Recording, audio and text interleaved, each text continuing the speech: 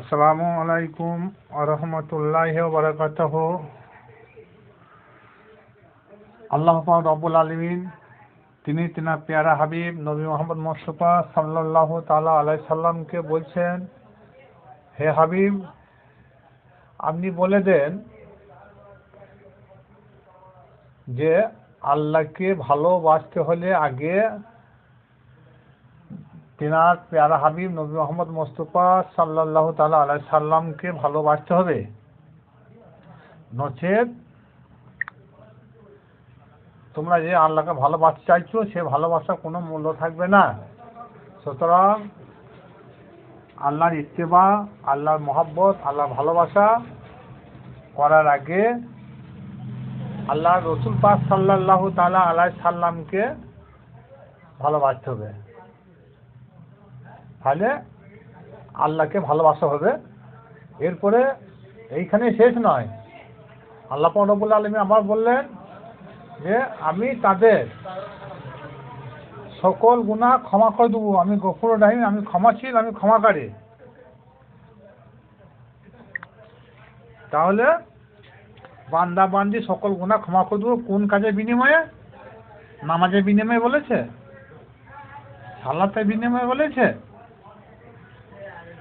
জাকাতের বিনিময়ে বলেছে, রোজা হজ জাকাতের জন্য কিছুই বলে নাই, জিকিরের বিনিময়ে বলে নাই, কিসের বিনিময়ে? শুধু তিনার পেয়ারা হাবিবকে ভালোবাসা জন্যে। তাহলে সমগ্র কোরআন শরীফের মধ্যে এই সূরা আল ইমরানে 31 নম্বর আয়াতে আল্লাহ পাক রব্বুল আলামিন বলেন, কুল ইন কুনতুম তুহিব্বুনাল্লাহা ফাত্তাবিউনি ওয়া ইউহিব্বুকুমুল্লাহ ওয়া ইয়াগফির লাকুম যুনুবাকুম আল্লাহু গফুরুর রহিম। এটা আল্লাহ পাক রব্বুল আলামিন জারি রেখেছেন। আমাদের কর্তব্য, এখন তো আমাদের সম্মুখে আর রসুল নাই, তাহলে কি করতে হবে? এই বিষয়ে আল্লাহ রসুলকে জিজ্ঞেস করতে হবে। আল্লাহ রসুল কি বলেছে? আল্লাহ রসুল বলেন, যারা আমাকে ভালোবাসতে চায়, যারা আমাকে ভালোবাসে, তাদের কর্তব্য আমার ফাতেমা, মাওলা আলী, ইমাম হাসান, ইমাম হোসেন, এনার হলে আমার আহল বা আমার পরিবার বর্গ, এদেরকে যারা ভালোবাসবে তাদের আমাকে ভালোবাসা হবে। সুতরাং আহলে বাইতে ভালোবাসা, রসুলের ভালোবাসা, রসুলের ভালোবাসা, আল্লাহর ভালোবাসা।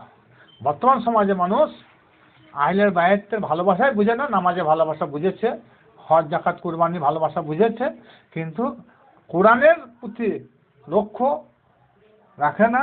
আল্লাহ পাক রব্বুল আলামিন কখন কি বলেছেন সেই বিষয়ে কোনো গবেষণাই নাই, হাদিস নিয়ে গবেষণা চলছে। কিন্তু কাল কিয়ামতের মাঠে হাদিস দিয়ে বিচার হবে না আমার ভাই, বিচার হবে আল কোরআন দিয়ে। আল্লাহ পাক রব্বুল আলামিন বলবেন যে আমি সমগ্র কোরআন শরীফে 6236টা আয়াত দিয়েছি, কোন আয়াতে কি বলেছি, প্রত্যেকটা আয়াতের বিশ্লেষণ বর্ণনা হবে এই ইনসানের প্রতি।